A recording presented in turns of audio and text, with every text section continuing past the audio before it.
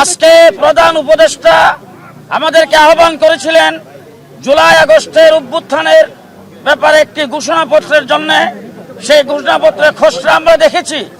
সেই জায়গার ভিতরে আমরা একটা জিনিস ওখানে বলে এসেছি, অনেকগুলি যেহেতু বলে অনেক বিষয় এখানে উল্লেখ করা হয়েছে, কিন্তু সেই জায়গায় আরেকটা যেহেতু সংযোগ করে 2013 সালের শাপলা চত্বরের গণহত্যাকেও সেখানে সংযোগ করতে হবে। সেই কথা আমরা বলেছি।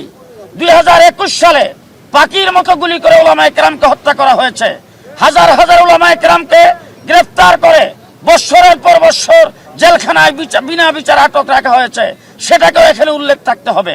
3 নম্বর কথা বলেছি, জুলাই বিপ্লবের পরে যে সরকার গঠিত হয়েছে বিপ্লবী সরকার, আমরা এই সরকারের 5 মাসের কার্যক্রমে বিপ্লবের কিছুই দেখি নাই।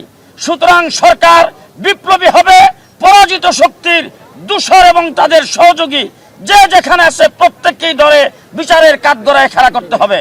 এবং আগামী নির্বাচনে পরাজিত শক্তি এবং তাদের সহযোগী কেউ সে নির্বাচন অংশগ্রহণ করতে পারবে না। দেশ গঠন করার জন্য যে ঘোষণাপত্র দেওয়া হবে, এই ঘোষণাপত্র যাতে ঐক্যবদ্ধভাবে হয়, ঘোষণাপত্রের দ্বারা যাতে আবার অনৈক্যের সৃষ্টি না হয়, সে কথাটুকু আমরা বলেছি।